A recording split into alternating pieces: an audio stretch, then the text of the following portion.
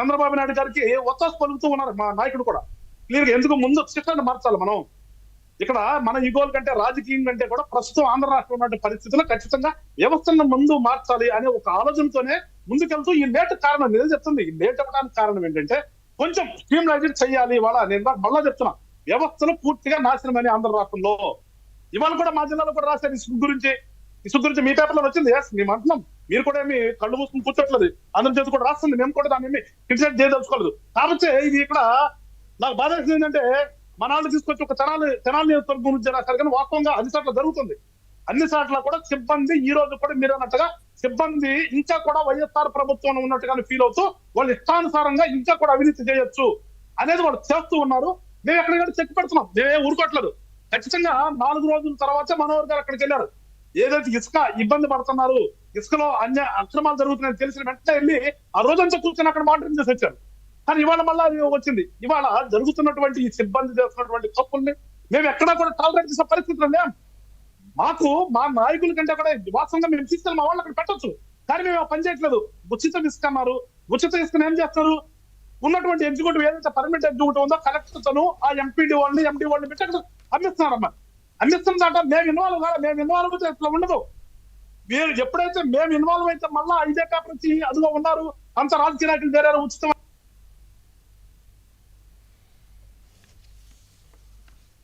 ఇబ్బంది మళ్ళీ అదే పనిలో ఉన్నారు. అందుకని మేము చెప్తుంది, ఒక నిమిషం, ఒక రోజు, ఒక నెల లేట్ అవ్వచ్చు, కానీ ఖచ్చితంగా మేము ఈ రాష్ట్రంలో వ్యవస్థల్ని మళ్ళా దాడిలో పెడతాం. పూర్తిగా ఈ అవినీతి లేకుండా చేయాలన్నదే మా యొక్క బానే ఉంది. అది అంతవరకు ఆ భరోసా పూర్తి అవినీతి చెప్తున్నారు కదా. పూర్తి అవినీతిలో ఇవాళ వ్యవస్థలన్నీ కూడా కొట్టుమిట్టాడుతున్నాయి.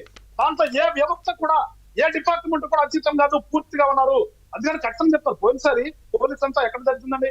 ఈ ఇబ్బందులు పెట్టిన మొత్తం కూడా సిఐడి అనే దాన్ని మనకు అంత ముందు కూడా ఉంది. వాళ్ళు ఏదో కొన్ని క్రైమ్స్ లో లా అండ్ ఆర్డర్ లో ఉన్న వాళ్ళకి టైం లేక వాళ్ళు డిటెక్ట్ చేయలేకపోతే వాళ్ళకి అసైన్ చేసేవాళ్ళు.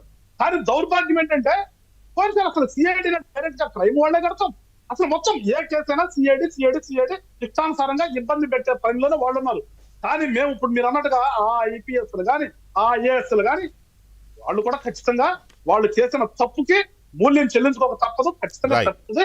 అది కాకపోతే మీరంటే కొంచెం లేట్ అవుతుంది. మేము మళ్ళా చెప్తున్నాం, ఎక్కడా కూడా ఎవరి మనోభావాలు ముఖ్యంగా చెప్తున్నాం సార్, మా యొక్క నాయకులు కానీ మా కార్యకర్తల మనోభావాలు దెబ్బతినే విధంగా అటు చంద్రబాబు నాయుడు గారు కానీ ఇటు పవన్ కళ్యాణ్ గారు కానీ టాలరేట్ చేస్తారని మాత్రం ఎవరు అనుకోవద్దు. కానీ మాకు ప్రజాస్వామ్యం మీద నమ్మకం ఉంది, వ్యవస్థల మీద నమ్మకం ఉంది.